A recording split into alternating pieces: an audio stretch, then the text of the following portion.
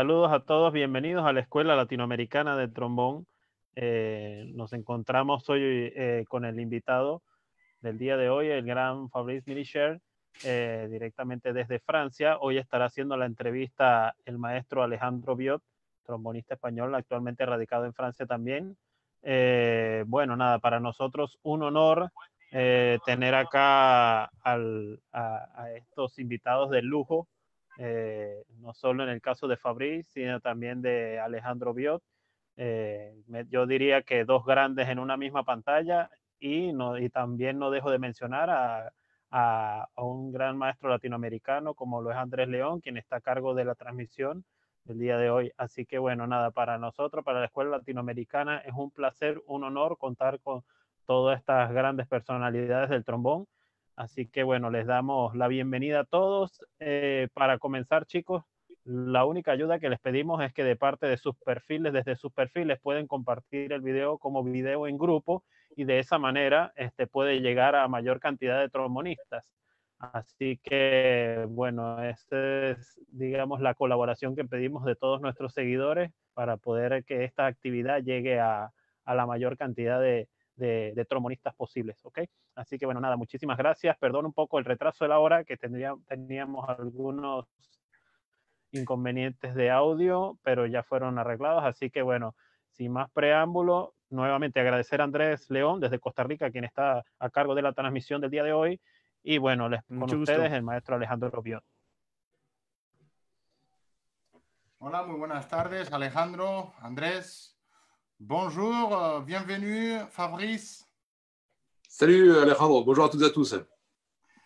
Bueno, desde aquí agradecer a Alejandro Parra y Andrés León por estar aquí pendientes de esta entrevista y muy agradecido por darle esta oportunidad de compartir nuestras enseñanzas y de poder compartir hoy con un gran Fabrice Milicher. Bienvenue Fabrice de part de toute l'école latino-américaine du trombone. On te donne la bienvenue. Merci beaucoup, très content d'être là. Merci beaucoup. Chicos, vamos a ir haciendo la traducción simultánea. Está muy contento por estar aquí. Entonces, vamos a empezar con la primera pregunta. Yo creo que la primera pregunta es indispensable. La première question, c'est très important. ¿Cómo tu vis la situación del COVID? ¿Cómo estás viviendo la situación del COVID? Ben, plutôt bien pour l'instant, ça se passe pas mal. C'est-à-dire qu'au début, au début, ça faisait un petit peu bizarre de tout stopper d'un coup. Beaucoup de choses qui ont été annulées, forcément. Beaucoup de concerts qui ont été annulés. Tous les cours se faisaient forcément à domicile. Mais finalement, il y a du positif à en retirer. C'est-à-dire on a pu avoir plus de temps pour d'autres choses. Par exemple, plus de temps pour la famille, pour les enfants. Plus de temps aussi profiter des petits moments de la vie. Et puis aussi de planifier avec plus de temps des futurs projets. Voilà, dont on parlera plus tard, je pense. Sí, el maestro está diciendo que bueno, pues este confinamiento lo ha pasado en casa, profitando de todas las... haciendo actividades que normalmente no tiene tiempo de hacer y que preparando un poco lo que es el futuro después de esta situación, ¿no? Très bien, Fabrice. Et puis, voilà, je pense que cette situation, c'était compliqué. Esta situación es muy difícil para todos. C'est très compliqué pour tout le monde. Donc, est-ce que tu as pu penser un peu à l'avenir après cette situation? ¿Has pensado después de esta situación extraña? Oui, bien sûr. Disons que j'ai déjà depuis quelques années maintenant développé un système de cours en ligne. Et c'est vrai que du coup, c'est un système que j'ai pu vraiment utiliser à 100% pendant ces 3 mois. On a eu 3 mois de confinement quasiment en France. Pendant ces 3 mois de confinement. Et pour le futur, là, je me suis dit aussi que ça serait peut-être le futur, c'est-à-dire que les frontières ou même les problèmes comme une problème d'épidémie qu'on a à l'heure actuelle pourraient peut-être être réglés par le système Internet. Et donc, j'ai mis en place des choses en ligne qui est déjà installé, d'autres que j'en ai développé d'autres. Et puis, c'est vrai que je me suis intéressé aussi à une chaîne YouTube. Et on en parlera plus tard, mais c'est vrai que ce sont pour moi, c'est le futur. Donc, c'est vrai que on s'adapte. Et on s'adapte, je pense, pour quelques années encore. Voilà, je pense qu'il faudra s'adapter pour que ça soit pour le futur quelque chose de peut-être plus réel. Voilà. El maestro dice que está, pues que se ha pasado desenvolupando un poco todo lo que es la parte académica, Andrés, la parte académica de su página web, ha estado desarrollándola porque cree que en este momento es muy importante adaptarla para lo que viene siendo el futuro, ¿no? Porque en Francia, sobre todo, hemos estado 3 meses confinados, entonces, pues bueno, él cree que en el futuro esto va a ser muy importante. Entonces, aquí tenéis una representación de lo que es la página que él tiene online para todos los que quieran, pues, dar clases o seguir un poco esta academia que el maestro, pues, está teniendo. Voilà, et Fabrice, je pense que on va passer un peu à connaître un petit peu plus qui est, en profondeur qui est Fabrice, non? Parce que tout le monde, ils savent que Fabrice Milicher, c'est un excellent tromboniste, mais souvent, on oublie un peu d'où il vient et cómo il a commencé la musique, ¿no? Chicos, estoy preguntando al maestro que quién es Fabrice, ¿no? Porque todos sabemos que es un grandísimo trombonista, pero la gente no sabe quién es en realidad, de dónde viene, a qué se dedica. Est-ce que tú nos puedes contar un poquito más de tu vida? Tu peux nous raconter un petit peu plus en profondeur? Ben, donc, je suis né à Toulouse, donc j'ai dans une famille de musiciens. Donc, j'ai été baigné dans la musique assez tôt, finalement. J'ai commencé par le piano à 4 ans déjà, puis le violoncelle à 6 ans, et puis le trombone beaucoup plus tard, en fait. Le trombone, j'en ai fait à 15 ans. Voilà, Dice que él es nacido en la ciudad de Toulouse, al sur de Francia, que empezó a una edad de los 4 años con el piano y a la edad de los 6 años empezó con el violonchelo. Y el trombón lo hizo más tarde a la edad de los 14 años. Et donc après, du coup, j'ai fait mes études donc, au Conservatoire de Toulouse, avec notamment donc, Daniel Lassalle en trombone. Et après des études supérieures, donc j'ai fini mes études aussi bien en violoncelle qu'en trombone au CNR de Toulouse, donc quand j'avais 18 ans. Et après, je suis parti faire mes études supérieures donc, à Lyon, au CNSM de Lyon avec Michel Becquet pour le trombone, et à Paris pour le violoncelle avec Roland Pillou. Que después él continuó los estudios tanto en violoncelo como en el trombón en el Conservatorio Regional de Toulouse y con el profesor Daniel Lassalle, quien ha estudiado. Después él se fue con Michel Becquet en el Conservatorio Superior de Lyon, Conservatorio Nacional de Lyon, perdonar, y luego se vino a hacer los estudios de violoncelo en el Conservatorio Nacional de París. Voilà. Et donc, du coup, après, donc, j'ai eu la chance d'avoir gagné des concours internationaux, donc le concours de l'art des Munich en 2007. Et à partir de là, j'ai commencé à avoir beaucoup plus de concerts. J'ai aussi, donc en fait, mon premier poste que j'ai occupé, c'était un poste donc, à l'armée en France, un poste dans la musique de l'air à Paris. Je suis resté à peine quelques mois finalement. Et après, je me suis dirigé donc vers l'Allemagne. Donc j'étais pendant 5 ans, entre 2008 et 2013, trombone solo à la radio de Saarbrücken. Et après, je te l'ai déjà traduire ça déjà. C'est vrai. Sí, el maestro dice que, bueno, que él ha tenido la suerte, después de haber terminado los estudios, dice que ha tenido la suerte de ganar concursos internacionales, ¿vale? A una temprana edad, y que luego, pues, por un corto periodo de tiempo, se ganó también el puesto en la... ¿Qué orquesta era? ¿Militar? La musique de... à l'Allemagne, en France ou en Allemagne? En France. C'est la musique de l'air de Paris, l'orchestre de musique de l'air. Ganó un puesto en la música del aire, bueno, en la banda de la música del aire en París, en Francia, y que después, pues su primer trabajo fue en la orquesta de radio de Saarbrücken. Voilà. Et donc après, du coup, j'ai eu la chance que le poste à la musique hors jeu donc de Saarbrücken se libère, et donc je me suis présenté, j'ai été nommé. Donc j'étais professeur à la musique hors jeu de Saarbrücken de 2009 à 2013. En 4 ans. Et maintenant, depuis 2013, je suis donc professeur à Freiburg. Donc, j'ai pris la succession de Branimir Slokar. Et maintenant, depuis 3 ans, j'ai pris la succession de la classe de Génière au CNSM de Paris aussi. Y dice que bueno, en el año 2009-2010 estuvo trabajando como profesor ahí en el Conservatorio de Saarbrücken y que después emigró al Conservatorio de Fribourg, en Alemania, donde empezó a trabajar.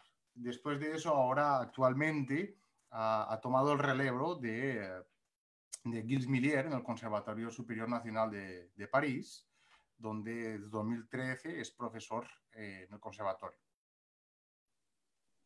Voilà. Et donc, du coup, maintenant, ce sont mes deux activités principales. Et donc, à côté de ça, donc, je donne aussi des concerts et des cours, aussi bien dans le monde que par Internet. Voilà. C'est pour ça qu'on retombe sur le présent. Voilà. Que después de todo eso son los principales puestos que lo ocupa como docente en Fribourg y en París. Y en sus ratos libres, por decirlo de alguna manera, se dedica a hacer conciertos y dar clases por el mundo entero. Eso es la situación que nos ha llevado un poco para venir un poco a la normalidad, ¿no? Très bien, muy bien, Fabrice. Creo que es una carrera muy, muy interesante. C'est vraiment une carrière très variée et très riche par rapport à l'âge, hein, à l'âge que tu as. Donc es una carrera ya bastante consagrada porque él es un trombonista muy joven. Siendo tan joven, se ha ganado un concurso tan importante como la RD, ¿no? On fait un peu d'allusion que si aussi jeune, tu avais gagné un concours de trombone très important comme c'était la RD. Hein? Donc, c'est très important, non? Voilà, c'est vrai que les concours, en fait, c'est un petit peu l'éclairage sur une personne à un moment donné. Et c'est vrai que c'est quelque chose de très important, je pense, pour une carrière. Aussi bien, c'est pas que forcément pour le trombone, mais pour tous les instruments, ou même toutes les carrières en général. C'est-à-dire que si on a besoin, quelque part, un jour, d'un petit coup de pouce qui nous fait sortir un petit peu de la masse, ou qu'on peut dire quelque chose qui nous fait un peu mettre en valeur. Et c'est vrai que ce concours a été fondateur pour ça. Et c'est vrai que ça m'a vraiment ça m'a permis d'arriver à ce que je suis maintenant. Et c'est vrai que pour moi, le point de... J'ai gagné d'autres choses aussi. Je ne vais pas parler de tout ce qui ça sert à rien d'énumérer tous les prix. Mais c'est vrai que ce prix-là, c'est celui que je pense qui a le plus compté et qui m'a permis vraiment de débuter quelque chose. Sí, que el maestro dice bueno, que ese concurso evidentemente es muy importante, pero no solamente para el trombón, porque hay muchos instrumentos, ¿no? Pero dice que aparte de haber ganado muchos premios y muchos concursos, donde no vamos a nombrar evidentemente todos, pero que ese concurso realmente le ha aportado mucho para llegar a donde él está hoy, ¿no? Donde ha llegado hoy, le ha aportado mucho. Muy bien, Fabrice, très bien. Je pense qu'on connaît un petit peu plus en détail, hein, de ce qui est Fabrice, ¿no? Conocemos un poquito más sobre la persona que es Fabrice, ¿eh? Y vemos que es una persona pues, de carne y hueso, humana, no una máquina, ¿no? On voit que c'est une personne de haut et de viande. Ouais. Voilà. Et c'est pas une machine, donc... non, mais... Eso está muy bien para los chicos, ¿no? C'est très bien pour les gens parce que, tu sais, il y a beaucoup de monde qui souhaite arriver o suivre un peu la carrera, ¿no? Hay mucha gente que intenta copiar o seguir un poco tu carrera, ¿no? Entonces, pues es importante saber que con esfuerzo y con humildad todo llega, ¿no? C'est important de savoir que pour tous ces gens qui te suivent un peu, que c'est important de travailler, d'être persistant avec le travail, puis y arriver où tu es arrivé aujourd'hui. Bueno, pasando un poco más, vamos a decir otras preguntas, porque tú sabes, después vamos a dar la oportunidad a la gente de poder hacer preguntas, así que chicos, guardar las preguntas para un poquito más después, para poder preguntar cosas importantes aquí al maestro. Donc, on va continuer avec les questions parce que suite après, on va passer à les questions de public. Donc, ma question principale, mi primera pregunta es, ¿por qué se dedicó a la música? Pourquoi tu as décidé de te dédier à la musique? Alors, comme j'ai expliqué, c'est assez naturel pour moi parce que je suis issu d'une famille de musiciens. Donc, j'ai deux frères et sœurs. Donc, je suis le plus jeune, moi, de ma famille. Et donc, mes deux parents sont musiciens. Mon papa est trompettiste, il était trompettiste à l'orchestre, et puis il a aussi enseigné après par la suite à Toulouse. Ma maman était musicienne, mais donc après elle a fini professeur dans les collèges de musique. Et c'est vrai que aussi bien mon frère et ma sœur, qui sont plus âgés que moi, ont commencé à faire de la musique de façon intensive, jusqu'à en devenir même à l'heure actuelle professionnel de la musique. Et j'ai envie de dire, j'ai jamais trop imaginé faire quelque chose d'autre en fait, parce que c'était quelque chose qui me plaisait. J'ai envie de dire le fait de voir comment on y arrive et en plus quelque chose qui me plaît, j'ai pas forcément beaucoup gambergé. Après évidemment que c'est pas facile de trouver du travail, hein, c'est encore à l'heure actuelle c'est pas facile, mais j'ai toujours cru que c'était quelque chose qui voilà. Après croire qu'on arrive la carrière qu'on fait on la rêve, après quand ça arrive c'est tant mieux. Mais déjà, au moins, je me suis déjà contenté d'avoir un boulot avec la musique et c'est déjà ce que j'ai cherché et je suis bien content d'être arrivé en tout cas. Ah, bien sûr. El maestro dice que sí, que bueno, que él viene de una familia donde tiene un hermano y una hermana y su padre y su madre pues son músicos, ¿no? Su padre trompetista y profesor del conservatorio y su madre también hizo la carrera de música pero desarrolla sus funciones en una escuela, ¿no? Como profesora. Entonces, claro, que él desde pequeño nunca había imaginado pues otra cosa que fuera dedicarse a la música. Lo que sí que no se imaginó pues llegar donde ha llegado, ¿no? En tanto esfuerzo. Eh ben, super, donc voilà, on sait un peu, hein, sabemos ya où tu as étudié, dónde has estudiado, por qué te has decidido dedicarte a la música, pourquoi tu été influencé por la musique. Donc, on va parler un peu de l'autre instrument que tu joues. Donc, vamos a hablar un poco también del otro instrumento que has hecho referencia, como es el violoncel. Le violoncel. Donc, es difícil, debe de ser difícil hacer dos carreras con dos instrumentos muy diferentes, ¿verdad? C'est très compliqué de faire deux carrières en même temps avec deux instruments différents. Et tu peux nous raconter un peu, Fabrice, comment tu as pu organiser, puis arriver à avoir deux niveaux d'enfer avec les deux instruments? ¿Cómo has podido hacer dos carreras en paralelo con dos instrumentos tan diferentes y tener ese nivel tan bueno con los dos? Alors, l'expliquer, je ne saurais pas l'expliquer parce que je sais pas non plus pourquoi. Alors, je peux juste expliquer comment je suis arrivé en fait à ce statut. En fait, j'ai envie de dire, j'ai commencé donc le violoncelle et pour moi, c'était clair que je voulais faire du violoncelle plus tard. Et puis, le trombone, j'ai commencé en fait en second, vraiment en second instrument. C'était mon premier instrument, c'était vraiment le violoncelle. Donc, je faisais beaucoup d'heures de violoncelle tous les jours. Je veux dire, j'ai fait, pendant des années, j'ai fait entre 3 et 6h30 de violoncelle par jour. Donc, je voulais vraiment faire du violoncelle. C'était vraiment quelque chose que je voulais faire. Et puis, je commençais le trombone parce que par contre, j'avais une deuxième passion dans la musique, c'était le jazz. Et donc, je voulais absolument, il y avait un super big band au conservatoire où j'étudiais le violoncelle à Toulouse. Il y avait un super big band de jazz. Et j'avais des souvenirs. Je disais à mon père, j'aimerais bien jouer un jour dans ce big band. Mais il me dit, ben non, toi, t'étudies le violoncelle, donc il faut faire un instrument. J'ai dit, ben, dans ce cas-là, il y avait des très bons trompettistes. Un jour, je savais faire un peu de trompette parce que mon père était trompettiste, donc je savais faire un peu de trompette. Et il m'a dit, ben, trompette, il y en a 10 fois trop. Par contre, il manque de trombone. Donc, je me suis mis au trombone. Voilà, mais sans arrière-pensée, sans dire, allez, je vais. Et puis, voilà, je te laisse déjà traduire ça, à peu près, je t'expliquerai la suite. Oui, merci. No, sí, que él dice que, bueno, que su primer instrumento fue el violoncelo, que porque le gustaba mucho, era su pasión, y sobre todo él trabajaba de 5 a 6 horas diarias con el violoncelo.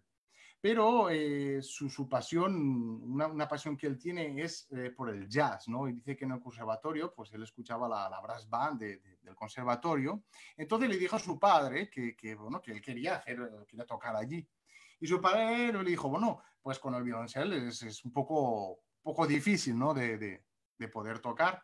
Entonces le dice que intentó probar un poco la trompeta y a raíz de ahí, como no le gustaba, pues ya dice, trompetas hay como 10 veces más que el trombón. ¿Por qué no pruebas con el trombón? Y bueno, pues ahí empezó con el trombón y empezó a desarrollarse con él en la función del jazz, que es lo que es su pasión. Ouais, donc du coup, j'ai commencé le trombone dans la classe de Daniel Lassalle. C'est comme ça que j'ai intégré cette classe. Et donc, je faisais déjà en parallèle à Toulouse violoncelle et trombone dans les deux classes. Et comme je suis plutôt perfectionniste, je n'ai pas fait un petit peu. Alors, au début, j'ai quand même gardé l'idée que c'était quand même le violoncelle d'abord. Et puis, avec le temps, je me suis mis à travailler aussi le trombone de façon aussi intensive. Et jusqu'à qu'en fait, je rentre dans les deux SNSM. Voilà, donc, après arriver dans les deux SNSM, je me suis dit, bon, qu'est-ce que je fais? Alors, il y a eu un choix qui a été fait en 2003, en fait, parce que je suis rentré en 2003 à Lyon et en 2004 à Paris.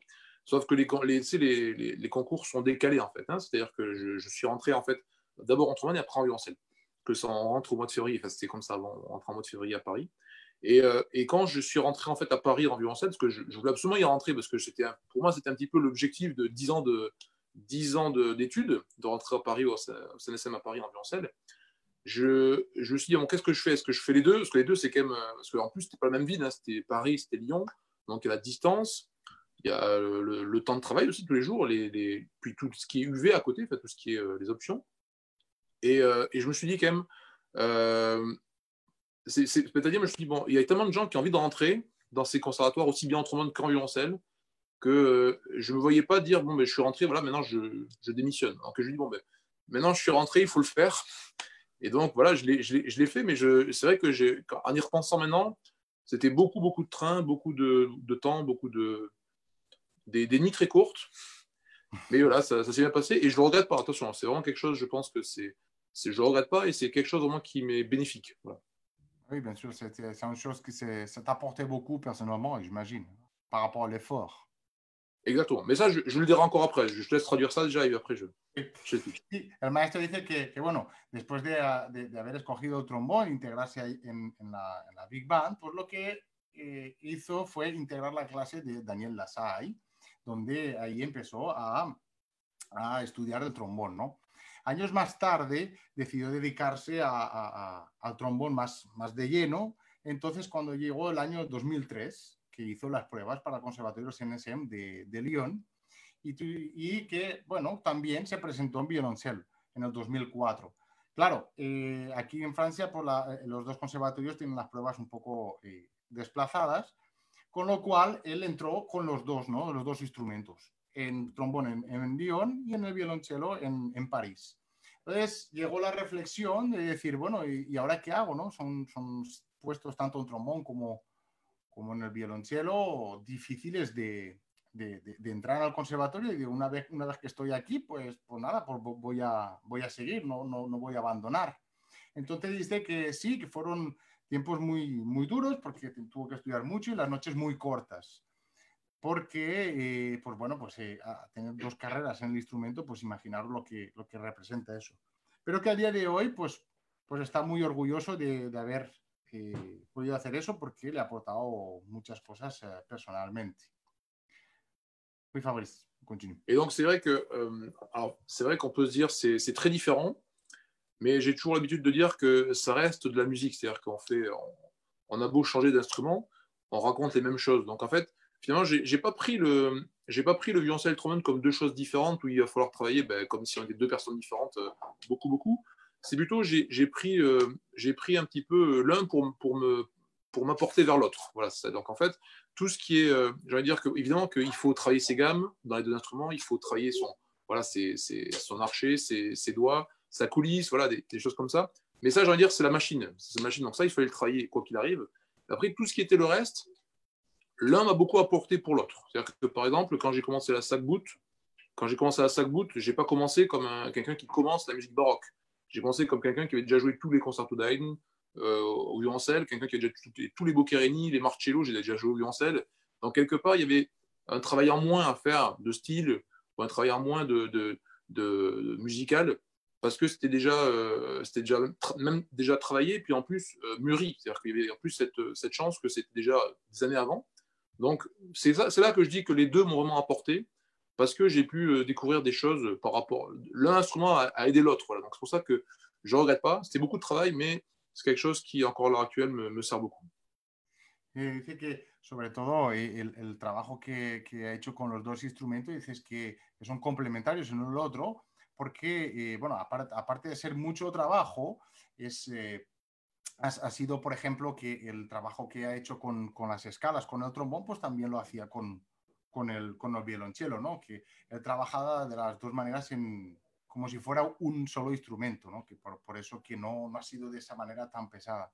Sobre todo que cuando escogió el Sakaguchi, pues ya tenía un trabajo ya hecho, ¿no? Adelantado, porque, por ejemplo, tocar las sonatas de Marcello o de Haydn o esas cosas, pues él ya las había tocado, con lo cual no había hecho como todo el mundo podemos hacer cuando empezamos con el Sakaguchi, ¿no?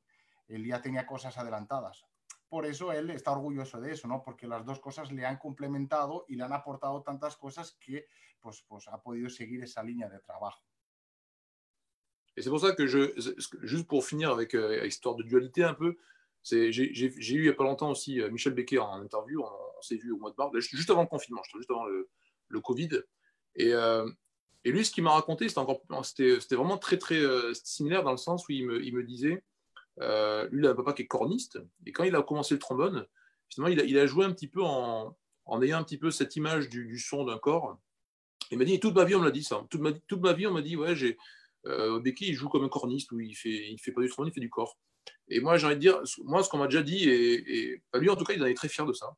Et moi aussi, je suis fier au moins d'une chose, c'est que ça m'est déjà arrivé qu'on me dise, voilà, lui, il joue comme un violoncelliste. Voilà. Et c'est quelque part, on peut pas renier un peu ce qu'on a fait. Et c'est pour ça que, quelque part, je ne regrette pas. C'est quelque chose qui a été, voilà, qui reste un peu et qui même transparaît quand on joue, même si c'est un autre instrument, on sent qu'il y a cette autre vie derrière. Y dice que antes del confinamiento, justo antes, tuvo una entrevista con el maestro Michel Becquer, donde justamente estaba diciendo que Michel Becquer, cuando era antes de tomar el trombón, tomó el corno. Entonces, él dijo que cuando tomó el trombón buscaba eso, ¿no? Esa sonoridad del corno. Y Fabri dice que, en verdad, a él siempre le han dicho que él toca el trombón como tocaba el violonchelo, ¿no? Que es una anécdota que tuvieron antes del confinamiento y que en realidad se da cuenta que le ha aportado mucho más el tener esos dos instrumentos, le ha aportado más que todo el trabajo que hubiese podido realizar. Ah, très bien, Fabrice. Je pense que c'est très intéressant, ¿no? Es muy interesante el hecho de ver cómo se piensa la música con dos instrumentos, ¿no? C'est très important de savoir comment tu peux fonctionner la musique, hein, de faire la musique avec deux instruments différents et comment finalement il peut complémenter et puis arriver en même finalité, non? Exactement. Entonces, c'est vraiment l'idée en fait de raconter la même chose et de juste utiliser son instrument comme la façon de le dire. Mais bon, on raconte la même chose. Voilà, c'est juste le langage est pareil, mais juste le système est différent. Dice que sí, que es impresionante, ¿no? De ver cómo el lenguaje musical, que es el mismo entre los dos, lo que cambia es el sistema, ¿no? De dos instrumentos diferentes, lo que le pueden aportar y bueno, que es música en general. Super, ¿no? Franchement, je suis tout à fait d'accord. Hein, creo que estamos de acuerdo. Moi, personnellement, je pense que, bon, j'ai pas eu la chance de travailler 12 instruments en même temps. Déjà, j'avais beaucoup de boulot. Hein. No he tenido la suerte de trabajar dos instrumentos, pero con uno ya yo creo que es suficiente. Y tener un poco esa visión de trabajo y de esfuerzo y sobre todo de ver la música como tú la has vivido con dos instrumentos es muy importante para todos, ¿no? C'est très important de voir pour tous nous notre vision de travail sur 12 instruments qui sont différents. Hein, et puis, comment tu vois la musique par rapport à des gens comme moi que seulement on a fait seulement un instrument. Hein. Donc voilà, on va passer à autre chose, hein, vamos a pasar a otra cosa. Pendant ce confinement, durante este confinamiento, hay muchos proyectos, evidentemente, que se han tenido que cancelar, conciertos, giras, hein, beaucoup de projets qui sont annulés, donc des tournées, puis des concerts. Hein. Donc, est-ce que tu peux nous raconter, nous puedes decir un poco quel projet tu as a court et à long terme? ¿Qué proyectos tienes en poco tiempo o a largo plazo? Alors, à court terme, bon, les concerts physiques sont malheureusement annulés. Donc, quelque part, je me suis posé la question comment trouver une autre scène, une autre façon de se produire, une autre façon. Alors, il y a beaucoup de gens qui ont fait des vidéos sur Facebook. Voilà, j'ai participé aussi à beaucoup de vidéos. Là, j'ai pris part à certains trucs. C'est très sympa d'ailleurs. Voilà, bon, ça fait un petit peu bizarre d'enregistrer avec son clic dans l'oreille, mais bon, c'était voilà, c'est les choses, je pense, qui pourraient arriver.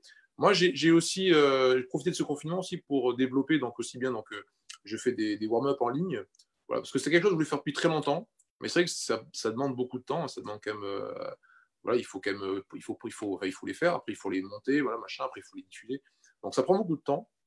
Donc j'ai commencé par faire ça et du coup je m'intéresse aussi je me suis beaucoup intéressé au système YouTube. Donc bon, les réseaux sociaux, c'est quelque chose que j'utilise depuis 30 ans. Mais c'est vrai que maintenant j'ai envie parce que j'ai commencé avec mes élèves à Freiburg. Peut-être qu'il y en a qui nous regardent. Et j'ai commencé à faire des chauffes en ligne chaque semaine. D'ailleurs, c'est demain. Demain, on va se voir. On fait des chauffes par Zoom. Et je pense que voilà, faire des chauffes qui pourraient être un petit peu publiques. Donc, pour ça, j'ai pensé à développer ma chaîne YouTube. C'est pour ça que maintenant, ma chaîne, donc Online Showman Masterclass, je commence à avoir beaucoup plus d'abonnés. Et c'est là où je pense que je vais, dans le futur, vraiment me concentrer pour diffuser tout ce que je fais, aussi bien au niveau de la pédagogie, aussi au niveau des concerts. Donc, je fais aussi beaucoup de. D'ailleurs, dimanche prochain, il y aura une vidéo. On a parlé de violoncelle il n'y a pas longtemps et de trombone. Celle-là, elle vaudra le coup, je pense. Voilà. Donc, j'en préparais déjà pour la semaine prochaine. Voilà. Les projets en ce moment, à court terme, c'est ça. C'est beaucoup de vidéos, beaucoup de choses que diffuser sur YouTube, parce que YouTube, c'est quelque chose qui va rester et je pense que ça sera un moyen d'expression qui sera pour le futur assez intéressant. Je vais déjà traduire ça. Sí, sí. No, que dice que, bueno, que a corto plazo, evidentemente el maestro lo que dice es que, bueno, pues como todos los conciertos se han tenido que anular de una manera o de otra, él dice que va a hacer, o sea, todo el mundo ha estado con videos, ¿no? Que con el clic en la oreja y eso que dice que eso es fantástico, ¿no? Pero que él, aparte de pensar eso, lo que ha querido es desenvolupar un poco más su canal de YouTube, donde va a poner más vídeos, incluso va a hacer calentamientos. Entonces, a partir del domingo que viene va a poner un vídeo muy interesante, incluso va a hacer un calentamiento para todos. Y que, bueno, como poco a poco tiene más abonados, pues bueno, él va a exprimirse un poco más, como una ventana más al mundo en lo que serían reemplazar los conciertos físicos, ¿no? Y estas cosas que por esta situación no podemos hacer. Entonces, dice Fabrice que es una cosa que él ya tenía pensada desenvolupar en este canal, pero que a través de esta situación pues la ha tenido que ir más desenvolupando un poquito más. Ouais, donc ça c'est les choses un peu à. Alors ça c'est une vidéo sympa. Je me suis amusé à faire une vidéo voilà, avec le support vidéo très sympa. Voilà, donc l'idée c'est vraiment de faire de se produire autrement, voilà, à travers cette chaîne. Moi je vois vraiment ça comme une chaîne voilà, ou une autre scène où on peut se produire un peu librement. Et c'est voilà, je trouve ça assez sympa de pouvoir faire ça. Et donc là pour l'instant j'ai mis beaucoup d'énergie là-dedans. Et donc évidemment à long terme, j'espère que voilà, évidemment, donc il y a aussi les cours en ligne, on a déjà parlé, et j'espère qu'à long terme, donc les concerts vont finir par reprendre. Donc voilà, donc à long terme, les concerts donc j'ai beaucoup de tournées qui ont été annulées. Je devais aller au Japon 3 fois déjà, ça annulé pendant 3 fois. Je vais aller au mois d'avril, là au mois aussi de juillet. Voilà, je devrais y aller au mois d'octobre, j'espère que ça va pas être annulé. J'y vais au mois de novembre aussi, donc j'espère que ça va pas être annulé tout ça. Donc on verra bien. Donc ça c'est les tournées j'espère retourner en Amérique du Sud. En principe je devrais revenir au Mexique aussi d'ici peut-être cette année ou l'année prochaine. Donc justement pour un nouveau projet avec un concerto de trombone de Maxime Olio, qui est un compositeur français. Voilà, j'ai aussi un projet de concerto, un nouveau concerto d'un compositeur qui s'appelle Thibaut Villermé, voilà, qui sera un concerto pour trombone, orchestre et support visuel. Donc avec c'est pas musique de film, parce que c'est pas un film proprement dit, mais c'est avec des images. Voilà, des images avec un film, mais c'est pas c'est pas un film d'action hollywoodien, c'est plutôt quelque chose pour justement un peu accompagner la musique, avoir un rapport entre l'image et le son. Donc ça sera aussi pour l'année prochaine. Ça, ce sont les gros projets qu'il y a pour l'année prochaine, les 2 concertos. Donc, et après, voilà, je suis en train de monter aussi un quatuor, donc le Minicher Quartet. Voilà, je suis en train de le monter, donc avec mes grands élèves. Enfin, j'ai 3 grands élèves qui sont vraiment, avec qui je m'entends très bien, qui jouent très très bien forcément aussi, et avec qui je m'entends très bien, et avec qui j'ai envie voilà, de refaire un peu de musique de chambre de façon un peu poussée. J'avais déjà un quatuor avant, mais c'est vrai que bon, on s'est produit pendant 10 ans ensemble, et c'est vrai que maintenant on est tous un peu, voilà, de vie de famille, on est tous un petit peu éparpillés. Donc là, ça, il y a aussi ça, cette idée. Et puis après, voilà, donc des projets de concerts partout, et de masterclass qui vont continuer, je pense. Bien sûr. Puis el maestro dice que tiene unos proyectos. Ay, ¿qué ha pasado aquí? Perdonad, disculpad. Sí, el maestro está diciendo que tenía esos proyectos a partir del canal Facebook, de Facebook que tiene, pues bueno, que es una manera de poner esos videos y bueno, de poco a poco ir entrando en una materia más distinta, ¿no? A lo que sería el funcionamiento de la nueva realidad, ¿no? Y que, bueno, pues que ahora él espera que en cuanto levanten el confinamiento, dice que tiene como proyectos, aparte de los muchos conciertos que han estado anulados, tiene unos proyectos para ir en Japón, ¿no? Que se lo han anulado 3 veces. Uno ahora es en octubre, que él espera tener la suerte de poderse producir, otro en noviembre, y luego tiene otro proyecto para ir a México, ¿no? Donde uno de ellos va a estrenar un concierto, donde va a ser un concierto donde va a haber como imágenes de película y percusión. Después, el maestro tiene no una idea, sino como diría, un gusto por montar un cuarteto de trombones, porque él siempre ha hecho durante mucho tiempo, o durante 10 años tuvo un cuarteto de trombones, pero ahora lo que quiere es crear un cuarteto con sus grandes alumnos, ¿no? Con los alumnos más grandes que tiene, donde él se lleva muy bien con ellos y tiene ganas de montar ese cuarteto y realizar un poco la música de cámara. Bien, Fabrice, je pense que c'est assez costaud, hein, les projets qu'il a récemment, évidemment, malgré toutes les annulations de confinement, ¿no? Hay muchos proyectos bueno, pues que se anularon, pero también hay muchos proyectos que vas a poner en causa. Entonces, yo creo que eso es interesante, c'est très important voilà, de se reproduire dans la nouvelle réalité, ¿no? Es importante de esta nueva realidad de encontrar la manera de hacer nuevas cosas y continuar con el mundo de la música, ¿no? De pouvoir continuer avec le monde de la musique. Donc, on passe à autre chose, non? Passons à autre cosa. On va parler un peu de la prestigieuse marque de Anton Courtois. Donc, vamos a hablar de la prestigiosa marca Anton Courtois y el modelo de trombón que tú tocas. Es un modelo nuevo, ¿eh? del nuevo modelo de trombón que se llama Creación París, ¿eh? La Creación París. ¿Qué nos puedes contar de este trombón? Qu'est-ce que tu peux nous raconter? Donc le Création, donc Paris, s'inscrit dans un triptyque en fait, donc de 3 innovations en fait de trombone chez Antoine Courtois.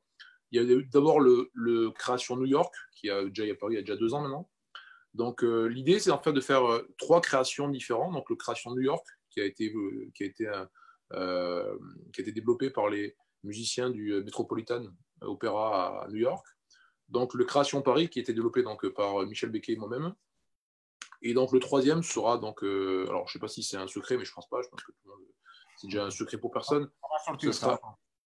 Ça va peut-être sortir. Bref, en tout cas, ça sera le Création Amsterdam, voilà, qui sera développé par Jürgen Andrian.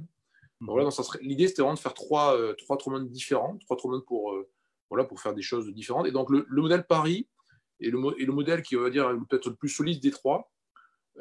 Et donc, pardon. Oui. Je t'en fais un peu parce que sinon après je vais oublier. Je pense que ça c'est. Bien sûr. Sí, que, bueno, pues que la Creación París viene hecha desde una idea de 3 nuevos instrumentos que van a aparecer en el mercado. Y primeramente salió la idea del modelo Nueva York, que fue construido, o fueron los artistas de la Metropolitan de Nueva York quienes estaban detrás de esta creación. La Creación París, que es los que están detrás de ellos, es Michel Becquet y Fabrice, y que una tercera creación que está por venir, que piensa que no es un secreto, pero va a venir, es el modelo, la operación Amsterdam, que la va a desarrollar Jürgen Marrayen. Este trombón que París viene construido por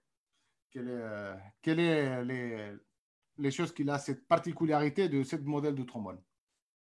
Alors, la première particularité, c'est qu'en fait, on voulait développer une valve, donc un barillet, qui serait vraiment, qui pourrait concurrencer, enfin si on peut parler de concurrencer, mais qui se rapprocherait un petit peu et qui aurait un petit peu les qualités du barillet que nous, qu'on joue beaucoup, c'est le barillet de René Hackman. Donc on s'est dit, on a cherché en fait quelque chose donc de plus direct et quelque chose qui ferait aussi, qui est moins de coude, c'est dans le système barillet à l'intérieur.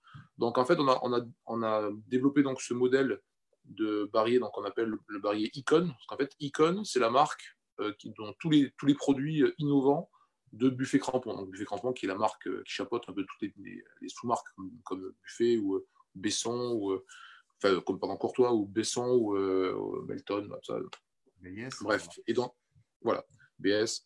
Et donc l'idée, c'était vraiment que de faire un barillet de la marque. Donc c'est pour ça qu'on a fait ce modèle Icon, voilà, la C422B, création Paris. Et donc ce système Icon est donc un barillet un petit peu révolutionnaire dans le sens où pour nous, en fait, il est plus direct. Voilà, on peut voir un petit peu le coude qui est beaucoup plus, fluide. Et donc ça, c'est pour le barillet. Et Oui, perdón, excuse-moi. La primera cosa que está diciendo que ha innovado en este trombón ha sido pues, el transpositor. ¿Por qué? Porque ellos estaban buscando una idea como transpositor Hartmann, pero que fuera una idea innovadora de Anton Courtois o de Buffet, porque lo que se ha tratado de buscar en ese transpositor ha sido primeramente que sea un transpositor que sea muy directo, ¿vale? Y han intentado quitar un poco lo que son las curvas de lo que sería la bomba, ¿no? Las bombas, justamente para que ese transpositor sea más directo. Evidentemente, esta primera innovación que han puesto le han llamado Icon, porque Icon es el referente de la marca de Buffet Cambron. Sabemos que Buffet Cambron no solamente lleva instrumentos Courtois, sino que es un grupo muy grande que pertenece a muchas marcas como es BIS, Hans Hoyer en metales o Buffet en cuanto a los instrumentos de madera, ¿no? Entonces esa es como primera novedad y más innovadora ha sido la creación de este transpositor que es de la marca Icon, que es de Buffet. Ouais, donc l'autre idée aussi de ce trombone, c'était de faire un trombone qui serait beaucoup plus libre. C'est vraiment qui serait vraiment très.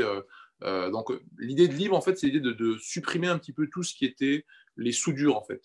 Il y a beaucoup moins de jointures dans le pavillon du Création Paris. Donc il n'y a plus que, je crois, 2 soudures, une qui est au niveau tout en bas et une en haut au niveau de la pompe d'accord, en fait. Donc il n'y en a plus que 2.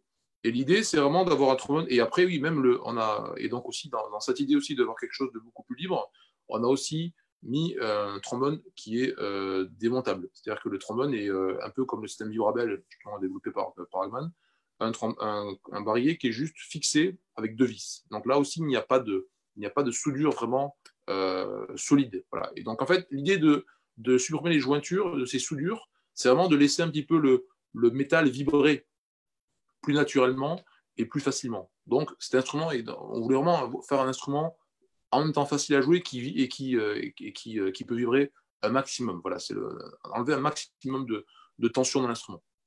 Sí, la segunda idea que tuvieron para innovar en este trombón ha sido la idea de crear un instrumento mucho más libre, ¿no? Y la novedad de esto es que le han quitado todos los puntos de soldadura, que evidentemente este trombón solamente lleva 2, uno debajo de lo que es la campana y el otro en la parte superior, ¿no? Con eso, ¿por qué buscaban eso? Porque buscar menos soldaduras implica que resuene más el metal y sea más libre en cuestión de sonido. También es un poco la idea con el transpositor, que lleva, en vez de tener soldaduras, tiene una llave que lo han hecho desmontable con la misma finalidad, que en esa finalidad que el trombón sea mucho más libre y mucho más fácil de tocar. Voilà. Et donc, pour conclure, ce trombone, il a eu un succès qui a été assez étonnant d'ailleurs pour nous. On a eu un succès tel qu'en fait, alors là, avec le coronavirus, ça ne nous a pas aidé, mais il est en rupture de stock complètement. L'attente est assez longue, parce qu'il a eu beaucoup de succès, il était très attendu. Donc, c'est un trombone qui marche bien et qui est assez. Voilà. S'il y en a qui veulent l'essayer, je vous invite à l'essayer. Il est assez étonnant. Voilà. Il est très chouette à jouer. Voilà. En tout cas, il a beaucoup de succès et on en est très fiers, en tout cas, très content. Que Fabrice dice que una cosa que ha sido sorprendente para ellos ha sido que desde bueno, que el coronavirus no ha ayudado, por cierto, ha sido que hay una ruptura de stock, o sea, que es un trombón que se ha pedido mucho, ¿no? Y que Fabrice os invita a ir a probar este trombón para que todo el mundo conozca un poco las versiones y la versatilidad de este instrumento. C'est vrai que cet instrument, voilà, tu nous joues avec un modèle, avec un pavillon argent massif, mais c'est vrai qu'on peut le trouver aussi avec des autres pavillons, donc pavillon jaune et pavillon rose, bien sûr. Rose. Ouais. Voilà, Le pavillon argent, d'ailleurs, c'est celui qui est le moins demandé parce que c'est le plus cher, malheureusement. Et c'est aussi le plus compliqué à réaliser parce que l'argent est quelque chose de très, très fragile. Et donc, c'est pour ça que voilà, c'est ce qui est le plus compliqué à construire. Mais moi, j'aime bien l'argent. Voilà, c'est quelque chose qui me convient bien, que j'aime bien jouer. Donc, j'ai quand même gardé l'argent, mais après, le jaune et le rose sont tout aussi bien. Voilà. Moi, je préfère l'argent. Sí, que yo le preguntaba bueno, que ese trombón no solamente está en campana de lo que sería, a ver, que es que me lío con el idioma muchas veces, sería con lo que es la plata sólida, ¿no? Una campana 100% hoja de plata, y que es el instrumento que él tiene porque él le gusta y ha querido guardar un poco con ese instrumento, tocar también con la plata sólida. Pero él reconoce que no es un trombón que todo el mundo lo quiera tocar por dos cosas. Una, porque el precio es muy elevado, porque la campana es de plata, siempre la plata es más costosa. Y sobre todo hay también dos opciones más de campana, que sería la campana Yellow Brass y sería la campana de rosada, ¿no? Que son también instrumentos que funcionan muy bien. Bon, très bien, Fabrice, et je pense que en concernant le trombone, c'est ce que les gens ils veulent savoir, c'est une belle promotion, hein. Sabemos bueno, que muchas gracias por darnos esa información de este nuevo trombón, que la gente, yo creo que es importante que sepa por qué se ha construido y en qué finalidad, ¿no? C'est important que les gens ils savent un peu en qué finalité et comment c'est construit, hein, cette nouvelle idée de trombone.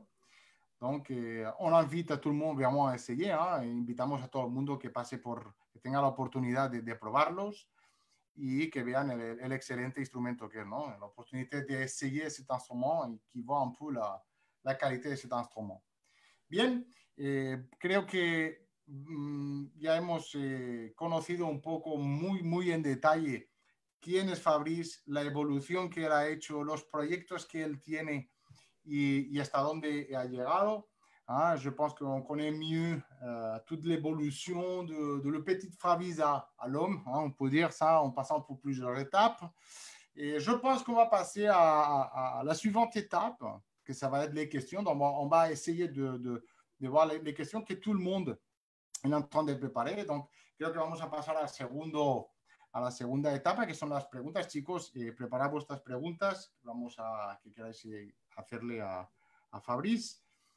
Donc, je laisse la parole un peu a Andrés. Vamos a dejar un poco la palabra a Andrés, quien es el que va a formular un poco las preguntas que van recibiendo. Y Andrés va a s'occuper un peu de ça et moi, je vais faire la traducción simultánea. Bueno, primero, muy buenas para todos los que están por ahí escuchando. Muchas gracias por estar aquí. Ojalá que estén compartiendo este video. Tenemos algunas preguntas ya. La primera es, ¿cómo influyó el estudio del violonchelo en el desarrollo de su manera de tocar con el trombón? Donc, la première question, Fabrice, c'est de quelle façon il a influencé le développement du violoncelle par rapport au trombone? Alors, ce que j'expliquais un peu tout à l'heure, c'est qu'en fait, L'influence, ça vient donc déjà du répertoire, du style de jeu, c'est-à-dire que le style des pièces, donc tous les compositeurs, forcément, ils n'ont pas composé en même temps. Donc, il y a déjà cet avantage, en fait, d'avoir connu tous les styles. Moi, j'ai un peu l'habitude de dire que quand j'étais jeune, ma professeure, je suis assez content de dire que j'avais une très bonne professeure pour le violoncelle. C'était aussi le cas pour le trombone, mais en violoncelle, c'est vraiment quelqu'un qui m'a beaucoup marqué. Et en fait, elle nous faisait toujours faire du travail en faisant d'abord un mois sur un concerto baroque. Après, on passait à un concerto classique, après un concerto romantique, et après contemporain. Et après, on revenait. Baroque, classique, romantique, contemporain. Et en fait, on était un peu habitué à toujours changer de style, et c'était voulu, en fait. En fait, c'était voulu pour que, dès mon plus jeune âge, en fait, je puisse changer d'un style à l'autre, voilà, et puis il n'y a pas de problème pour interpréter les choses et pas être totalement hors du style. Donc ça, c'est la première chose qui m'a influencé. Je parle du reste après.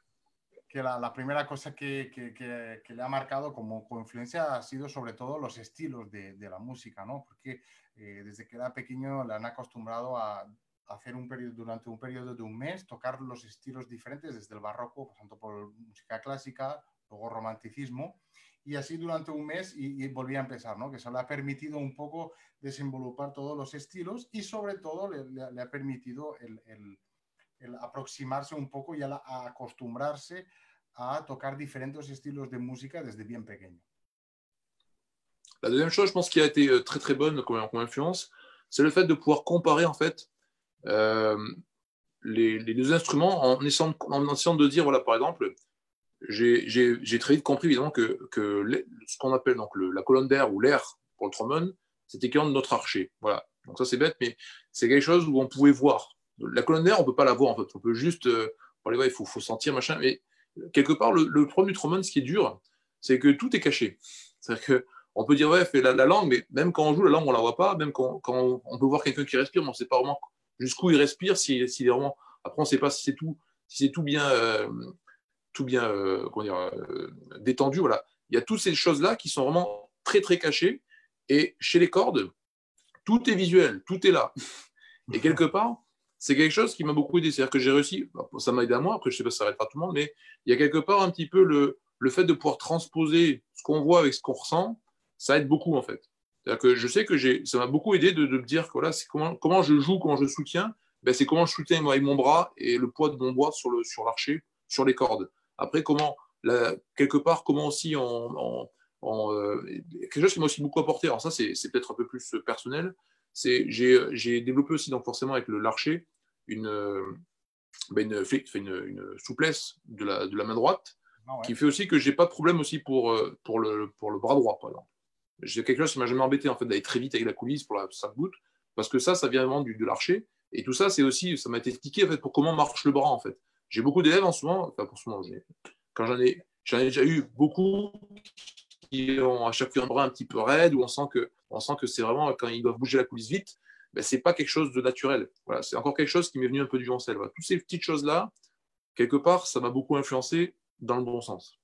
Oh, bien sûr, parce que je pense que ça c'est un super bon exemple pour être les gens, parce que tous, bon, moi-même, on pense beaucoup au violoncelle, ¿no? Par rapport au rapport qu'on a avec cet instrument, ¿no? El maestro está diciendo que una de las cosas que más le ha influenciado, sobre todo y positivamente, ha sido que respecto al violoncelo, al trombón, es que el trombón está todo escondido, ¿no? El aire, y la forma de atacar, todas estas cosas los trombonistas los tenemos escondido y que los instrumentos de cuerda, en este caso el violonchelo, lo tienen todo más visual, ¿no? Todo viene la manera de ver el arco, la manera de posicionar los dedos, en fin, que todo eso a él le ha ayudado mucho para poder desarrollar la técnica del trombón, ¿no? Y fijándose un poco en el tema del violonchelo. Y que sobre todo, que una cosa de las que ha ayudado mucho ha sido pues, en la técnica del brazo, ¿no? Esa flexibilidad y esa ligereza que tiene en el brazo ha sido por desarrollar lo que es el brazo derecho en el arco del violonchelo. Voilà, super, merci. Pasamos a la segunda pregunta. Ok, lo primero que ojalá que a don Jaime le haya quedado claro lo de las diferencias con el trombón, porque él preguntaba cuáles diferencias habían en el modelo. Creo que Fabrice lo contestó, pero si hay alguna otra cosa que pueda ampliar, que pregunte por ahí otra vez don Jaime, pero espero que haya quedado claro. ¿verdad? Pero ya sabe, puede preguntar por ahí.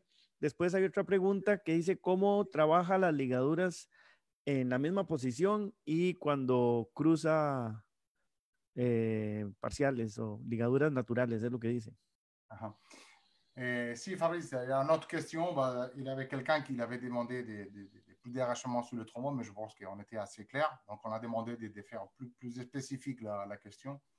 Et surtout, il demande, l'autre question qu'il a posée, c'est qu'il demande comment tu fais les positionnements de la langue sur la même position et par rapport à quand on bouge la coulisse. J'ai pas tout compris. À mon avis, c'est ce que ça va dire, c'est que comment tu utilises la langue pour faire les legato sur la même position ou quand on bouge la coulisse. Donc, avec la souplesse et le legato, à mon avis. La position, tu parles de la position de la langue ou la position de la coulisse? C'est ça que c'est la question. La position de la langue. Ah, d'accord, frère. Voilà la différence quand tu utilises avec en position fixe ou quand on bouge la coulisse. Donc, le legato articulé, c'est ça? Ouais, c'est ça. Legato articulé, j'ai compris. Très bien. Alors, première chose, en fait, qui est intéressante à se dire, c'est que la langue, quelque part, on est beaucoup influencé par le langage. Alors, on a toujours envie de dire, oui, il faut penser telle syllabe ou telle chose. Donc, j'ai envie de dire, ça pourra aussi dépendre des pays. Alors, on est donc l'école Amérique latine, donc on est plutôt latin. Donc, on a des langues qui sont quand même assez prononcées. D'accord? Donc, pour tout ce qui est legato, donc, on va plutôt penser à enlever la langue, parce qu'on a toujours tendance un petit peu à bien articuler, à bien mettre la langue devant. Donc, pour le legato, évidemment que, en fait, le principe, il est simple. C'est-à-dire qu'il faut se dire que plus on veut jouer doux, plus on doit mettre la langue vers le haut. Et on peut se rendre compte, par exemple, moi j'ai beaucoup d'amis américains, ça m'a toujours fait tilt. Quand je les vois parler, j'ai des copains, quand je les vois parler, les Américains, ils ont la langue très haute. C'est-à-dire qu'ils ont dans la bouche, ils ont la langue qui est naturellement très haute. Et donc, en fait, quelque part, je me suis un peu inspiré de ça dans mon legato en me disant, mais s'il faut, parce qu'eux, ils ont un legato, moi j'aime beaucoup le legato quand l'américain, je trouve que c'est très doux, c'est très rond. Et quelque part, c'est la place de la langue vers le haut, plus elle est haute, mieux c'est. Donc, j'ai envie de dire, c'est une question juste de variation de degré ou d'intensité qu'on met dans l'articulation qui va vraiment donner un peu la couleur au legato. La primera cosa que está diciendo el maestro es respecto al lenguaje, ¿no?, que utilizamos. Porque según la fonética que utilizamos, pues bueno, podemos estar hablando de sílabas diferentes. Pero que él piensa que para obtener un legado más dulce, cuando más dulce es, la lengua tiene que estar mucho más arriba del paladar para ser dulce. Y que el ejemplo que él está poniendo es que tiene muchos amigos, son americanos, y que le gusta mucho la manera de ligar a los americanos porque justamente cuando ellos hablan tienen la lengua muy, muy, muy arriba, ¿no? Y es justamente por eso que la manera que tienen de ligar los americanos es muy dulce. Entonces, él está explicando que es muy importante saber que cuando más dulce queremos tocar, la lengua tiene que ir más arriba del paladar. Porque los latinos tenemos como lengua hablar muy duros, ¿no? Entonces, tenemos la tendencia a tener una articulación más dura. Voilà. Siguiente pregunta, Andrés. Sí, está preguntando por cuál es la preparación física y mental para los concursos que él ha hecho y me imagino también para tocar en general. En general. Quelle préparation tu fais les plus durs en général pour les concours? Quelle préparation mentale et physique tu fais pour préparer un concours? Alors, c'est une très bonne question. J'imagine que c'est une question qui est un peu liée au track. J'imagine. Alors, première chose, c'est bon, j'ai déjà raconté ça un peu il y a pas longtemps à un journal. L'idée du track, en fait, pour moi, donc, c'est quelque chose. Quand on a un concours, c'est le plus grand ami du musicien. Un concours, on a un concert, on a un peu le track. Ça peut mettre en l'air un petit peu un concours. Donc, je vais passer sur le fait qu'évidemment, arriver à un concours, c'est-à-dire qu'il faut bien se préparer, donc il faut être en forme, il faut faire un peu attention, évidemment, les jours d'avant, ne pas faire la fête comme un fou, pas boire des litres de bière, ne pas boire du vin juste avant de passer. Bref, c'est des choses toutes simples, je pense que c'est pas la peine de les redire. Juste pour la préparation, pour dire un mot, par exemple, comment j'ai préparé, moi, l'Air des Munich à l'époque, J'avais déjà fait 2-3 concours avant, où j'étais allé assez loin, mais je n'avais pas gagné. C'est pour ça, c'est aussi des concours un peu qui m'ont aidé un peu à préparer, un peu à voir comment ça se passe. Et ce que j'ai remarqué, en fait, c'est que quand on prépare un concours, et aussi pareil pour un concours d'orchestre, je pense, il y a un côté, il faut préparer très, très en avance, même si on a l'impression de connaître une pièce, quelque part, on la connaît jamais aussi bien que quand on la rejoue derrière. C'est-à-dire que quand on joue n'importe quelle pièce, on découvre une pièce, voilà, on la travaille pendant un mois, par exemple, on la joue en concert, on est content, on dit, j'ai fait bon boulot. Mais cette pièce-là, on a beau l'avoir travaillée au maximum, vous la reprenez 3 mois plus tard, ça sera toujours mieux. Donc il y a ce côté, ce qu'on appelle donc la maturation, là. C'est le côté, ça mûrit. Donc ça, c'est la première chose. Donc pour un concours, évidemment, moi, j'invite à être prêt très tôt, être très en forme et faire attention les quelques jours d'avant pour la forme physique, donc on va bien dormir, pas faire d'excès, machin, tout ça. Ça, c'est la première chose. Tu peux déjà traduire ça. Après, on parler du track, forcément, je pense que c'est une question sur le track surtout. Bien sûr. Sí, que la primera cosa es, bueno, que es muy buena pregunta que ha dicho, porque todo eso está muy ligado sobre todo a los nervios de un concurso, ¿no? Dice que para él lo más importante es que cuando descubrimos una pieza, tenemos que trabajarla mucho tiempo con antelación, ¿no? Y que 3 meses después de haberla trabajado, la conocemos mejor. ¿Por qué? Porque la pieza está como más madura, ¿no? Lo hemos madurado más en la cabeza que inicialmente. Por eso es que nos lleva a tener esos nervios en ese concurso, ¿no? Y que los nervios nos pueden impedir pues, de ganar o no.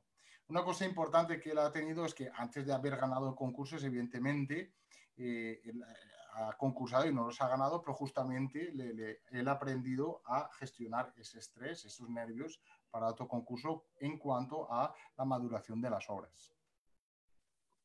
Alors, pour parler donc, du track, donc, juste, je réfléchissais pendant que tu parlais.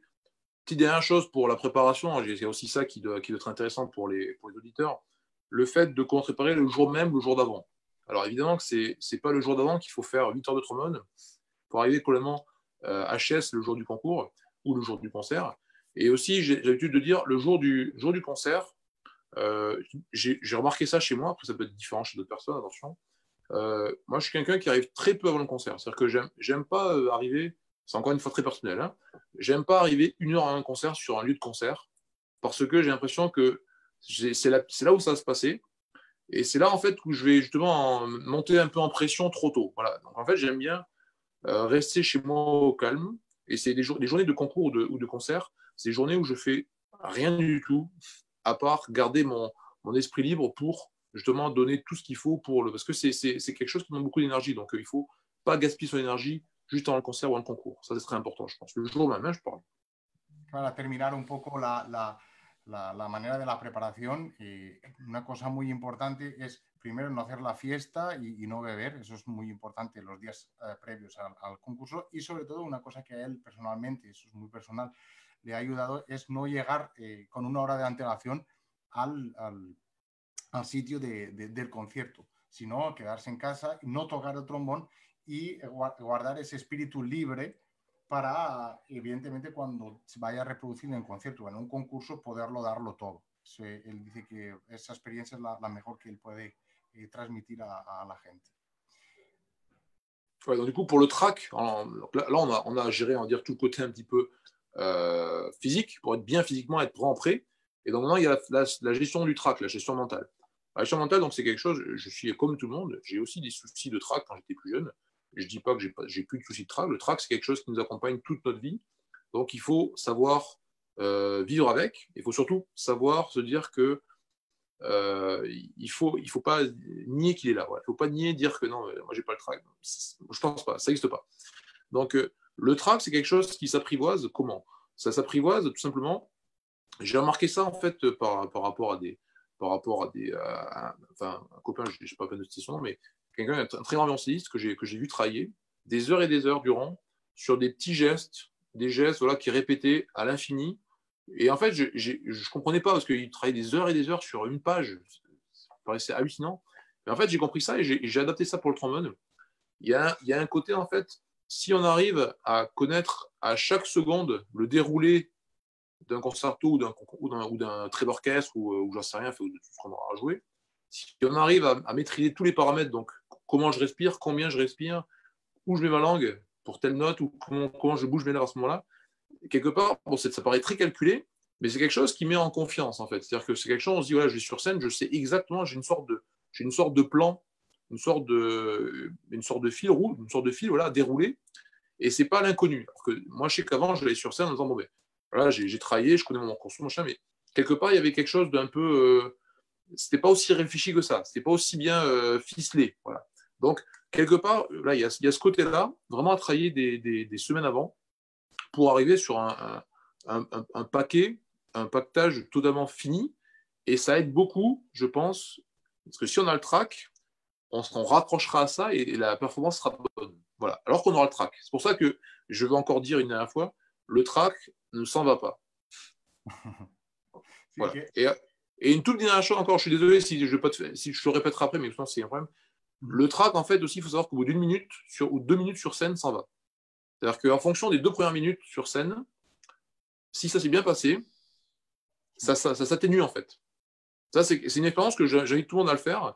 On va sur scène, on a le track à mort, on joue et en fonction de comment ça se passe, si ça se passe bien, le track va s'en aller. Par contre, si on joue mal, il va continuer.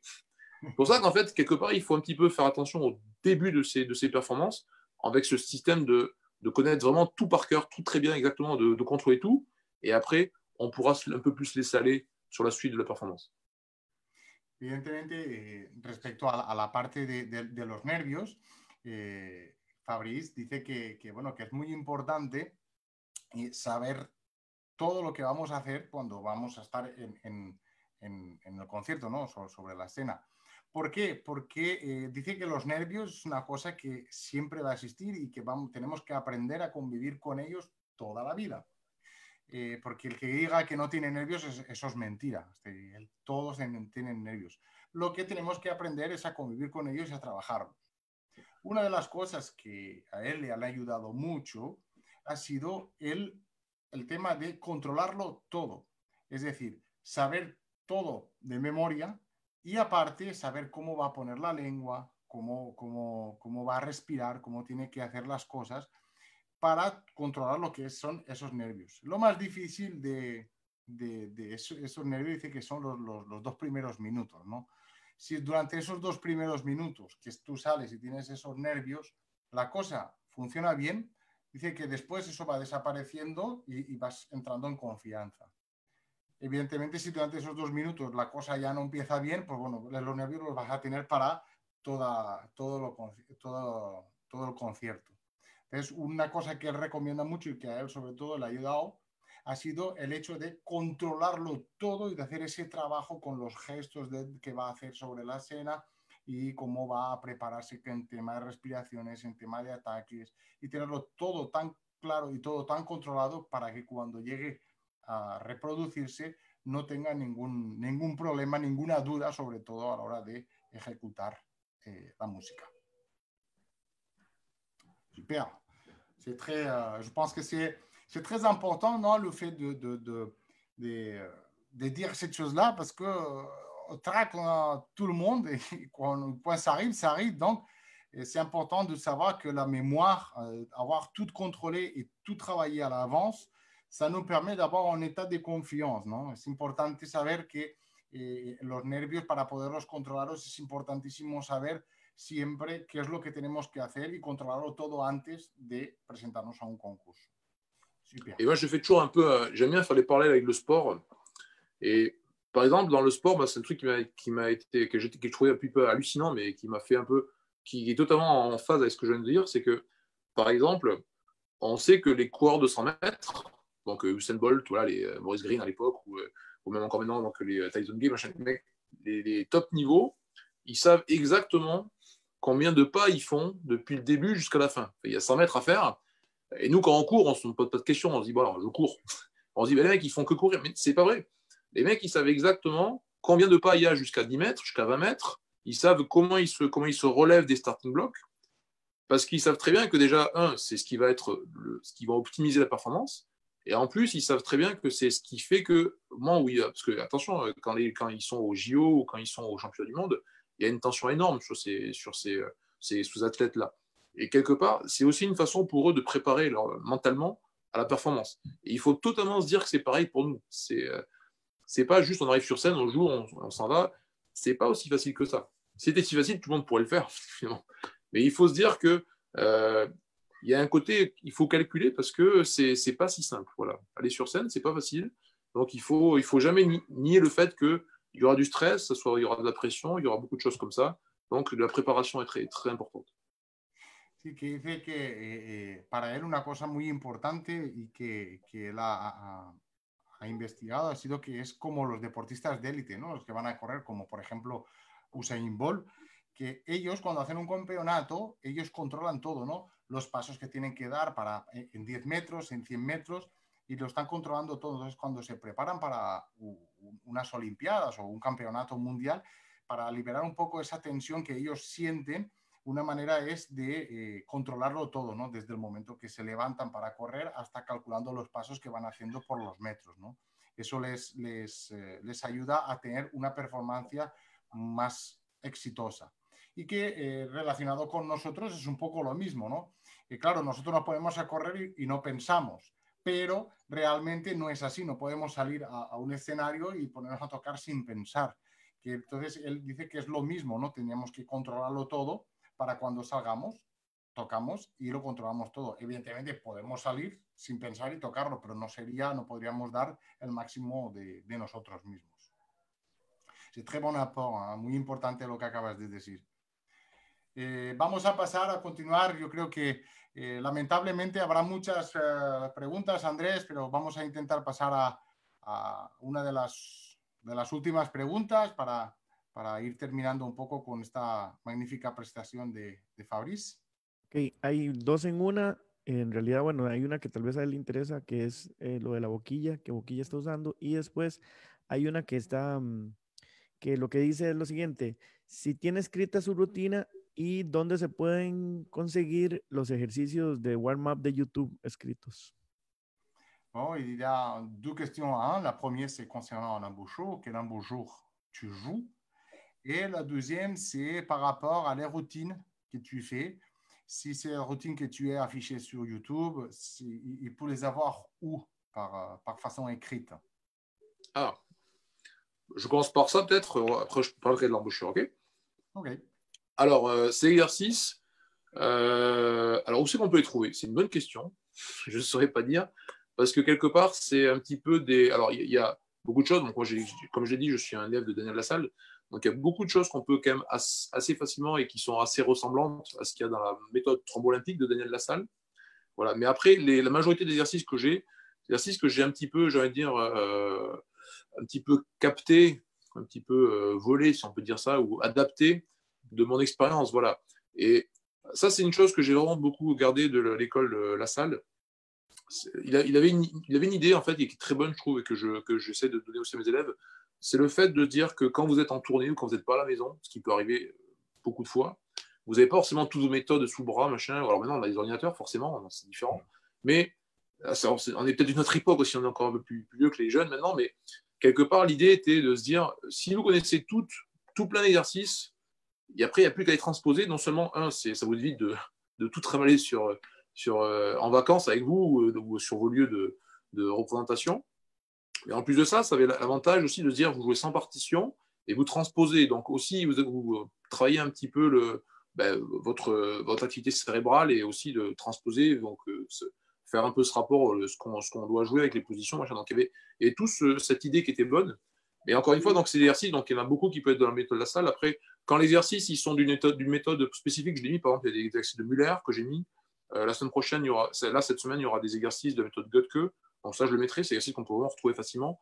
Mais beaucoup d'exercices sont des exercices vraiment que j'ai adaptés et que j'ai essayé aussi de faire en fonction que ça soit toujours évolutif. C'est-à-dire que tous les exercices sont quand même assez construits pour qu'on facilement, et puis après on additionne. Et j'aime bien ce côté un peu additionné, puis à chaque fois on revient, on additionne, on revient, et du coup, au début, on commence petit, puis on finit par être de plus en plus large niveau de titre. Voilà. Donc, c'est des exercices que j'ai un peu inventés ou adaptés. Voilà. Je ne vais pas dire que c'est moi qui l'ai inventé, mais c'était quelque chose que j'ai capté, puis après un peu fait évoluer. Voilà.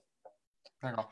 Sí, que dice que va a empezar por la segunda parte, que es la cuestión a métodos de los warm-up.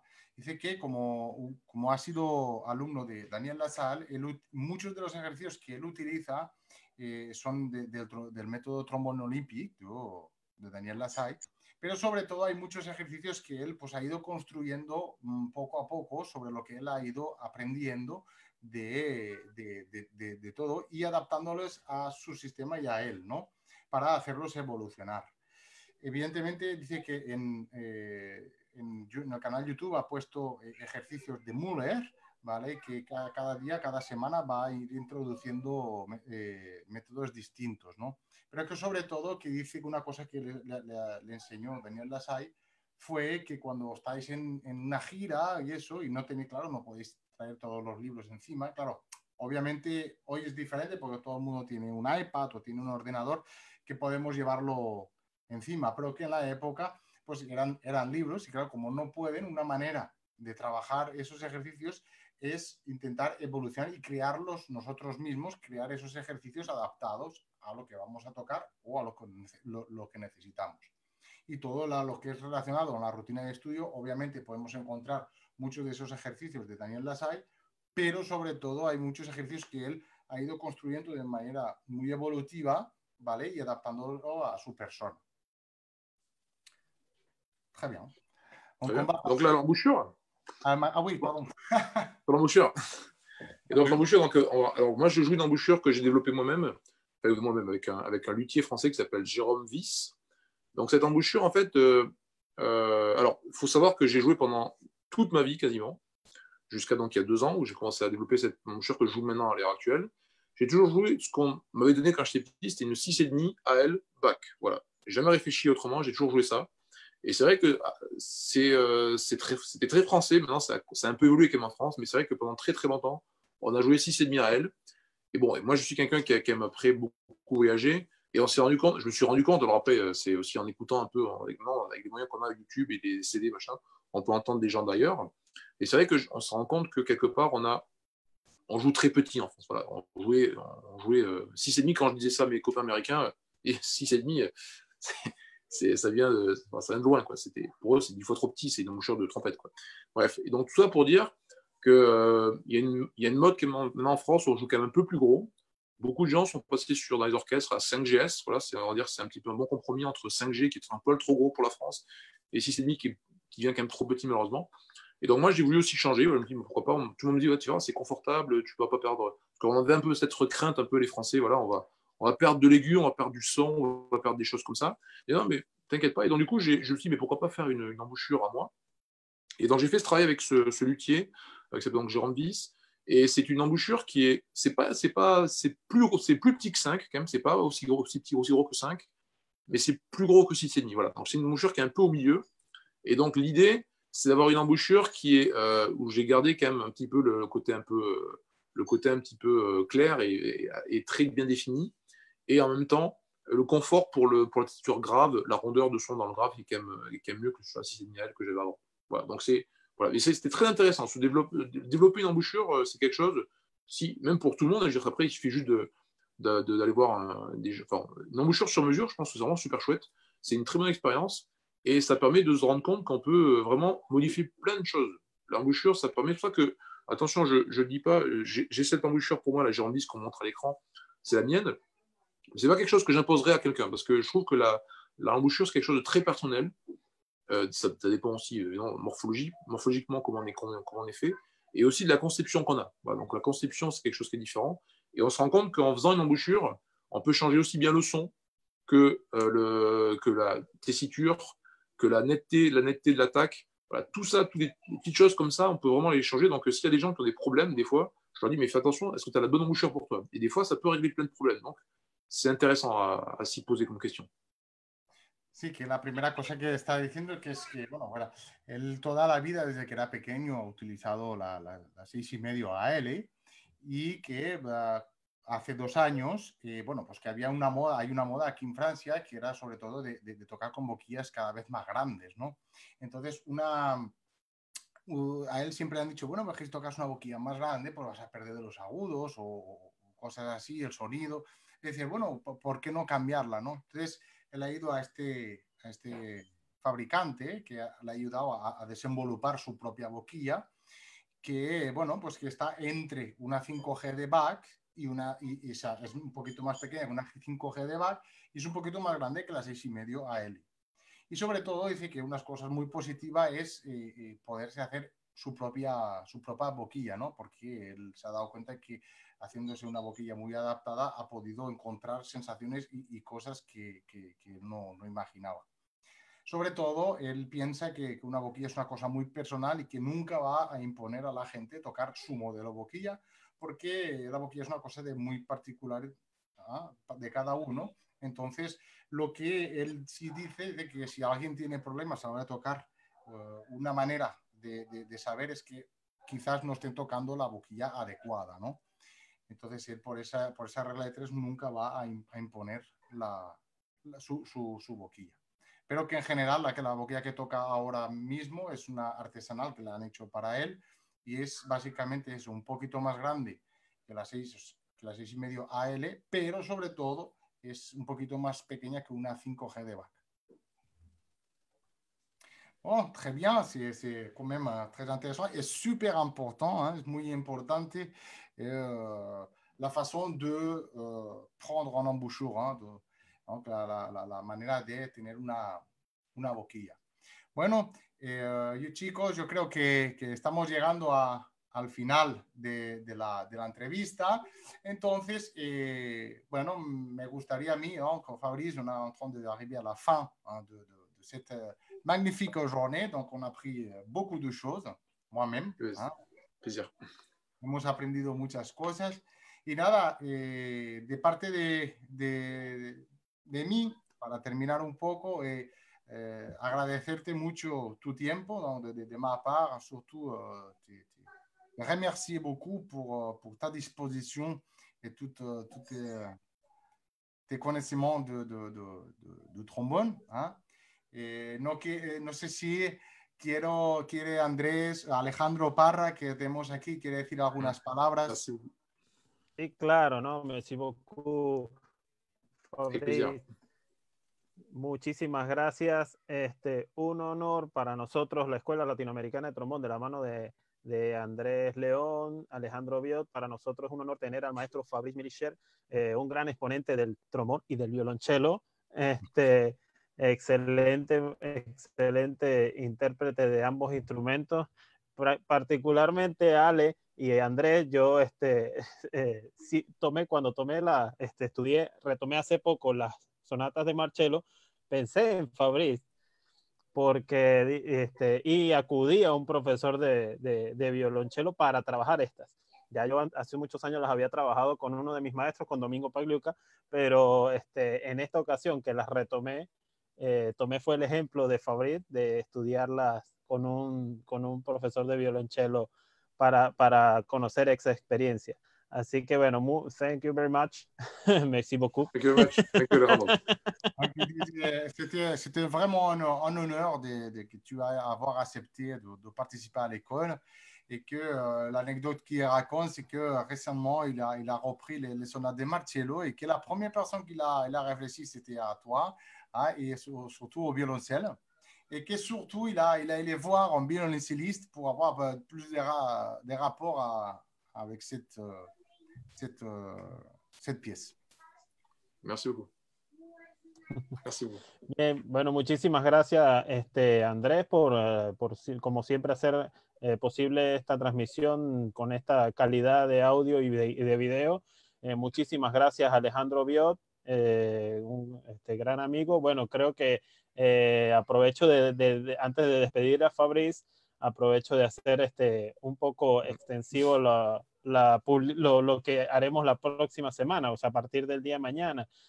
Justo estamos hablando acá en este momento 4 intérpretes de instrumentos Courtois, ¿verdad? De la marca Antoine Courtois.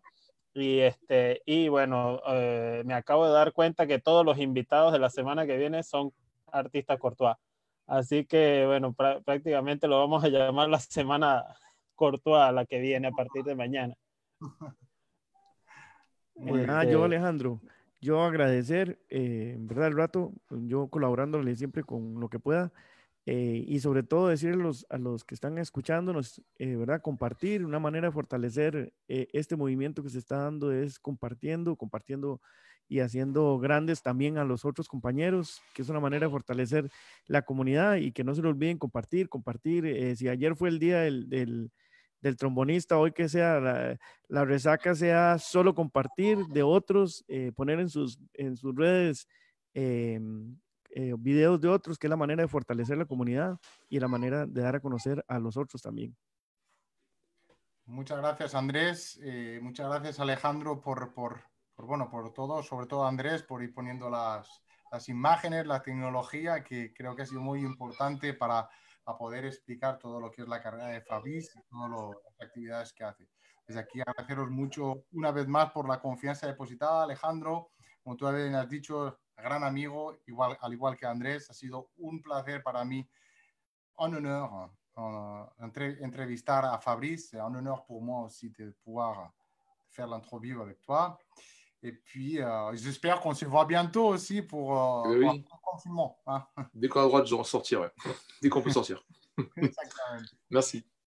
Pues nada, Merci beaucoup. Después de todo, no sé si vamos a dar paso a terminar o queréis que después de la conexión nos quedamos ahí conectados. Sí, bueno, vamos a ir despidiendo ya el espacio por compromisos que tiene cada uno. Bueno, nada, muchísimas gracias nuevamente al maestro Fabrice Michel. Muchísimas gracias. Gracias a todos los que se unieron a esta transmisión y bueno, por supuesto que los invito a que compartan la entrevista que quedará allí en el muro de la Escuela Latinoamericana de Trombón y así lo pueden ver quizás las personas que por alguna otra cuestión no la pudieron ver en el momento en vivo, la pueden ver en diferido. Así que nuevamente muchísimas gracias. Ya en pocos minutos estaremos publicando la cartelera de esta próxima semana, con la cual, bueno, estará Adrián Corredor, estará Joel Martínez, estará Inda Bonet. Creo que por primera vez me van a hacer una entrevista a mí. Voy a estar yo del lado del invitado. Así que, bueno, estaremos anunciando allí. Bueno, muchísimas gracias. Gracias, Fabriz. Gracias, Alejandro. Gracias, Andrés. Así que nos vemos a partir de mañana con el siguiente invitado y estén pendientes de la cartelera que vamos a publicar. Hasta luego. Hasta luego. Hasta luego.